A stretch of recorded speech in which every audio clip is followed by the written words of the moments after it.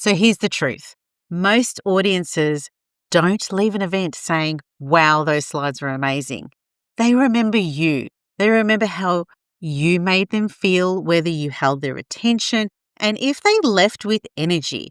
And in this video, I'm going to share exactly how to deliver with confidence and presence, just so your message sticks and how your audience actually remembers you.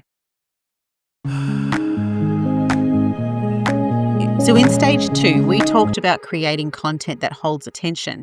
But great content isn't necessarily enough, right? Your delivery needs to make sure that it's sent across, the message comes across. So in stage 3 is where your preparation, everything that you've done, comes alive. And it's all about how you show up, how you connect, and how you lead in the moment. Research shows people make a judgment about your credibility within the first 7 seconds. 7 seconds, right? And most of what they recall about a speaker isn't actually in the detail. It's the energy, it's the confidence, and the clarity of the delivery. And that's why this stage can completely change the impact of your event. So here's 5 little practical delivery keys here that you can take away from this video. And the first one is own the first 2 minutes. Start strong. Your tone, your pace, and your body language at the beginning will set the frame for the entire session.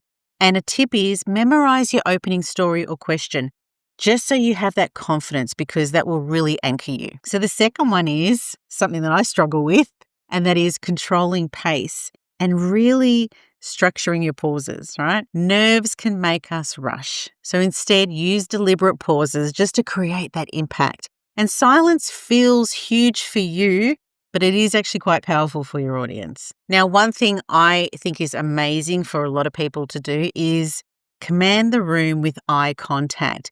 In person, scan the room, hold a few people's eyes for at least 3 to 5 seconds. It will feel like a long time, but trust me, it will help. And look, if you are online, speak into the camera lens, not your slides, so each person feels like you're actually speaking to them. And the fourth one is lead with your body. Stand tall or sit upright. Shoulders should be back, and use a powerful hand gesture here and there just to really emphasize those points. You know, movement communicates confidence, right? But keep in mind, you need to make sure that those movements are intentional, not fidgety movements. Now, if you can, a really good tip here is just engage with your audience directly. You know, mention people by name, invite those questions or ask those polls like I mentioned in the last video. But every touch of interaction really pulls the audience back into the moment. And it just shows that you're leading, you're not just talking.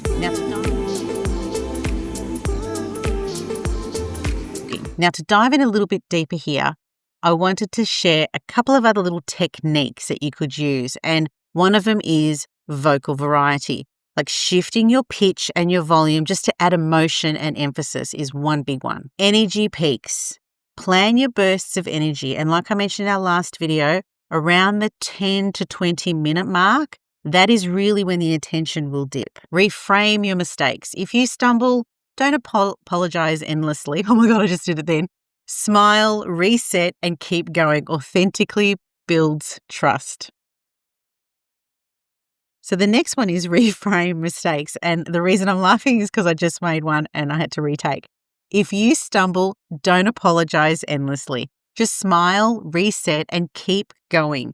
Authenticity really does build trust. Anchor your stories. Based on a Stanford study, stories are remembered 22 times more than data. So drop them throughout just to bring the points alive. And the next technique you can use, and we all have it, we have a mobile on us, right?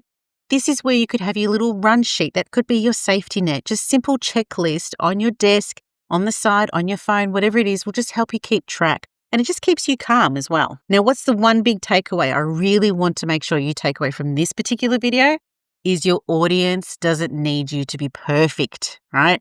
You need to be you to be present. So presence is what makes delivery confident, memorable, and powerful.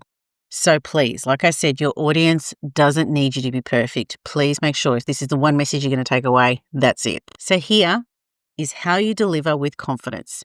Own the first 2 minutes. Control your pace and pauses. Command the room with eye contact and lead with your body. and engage your audience directly.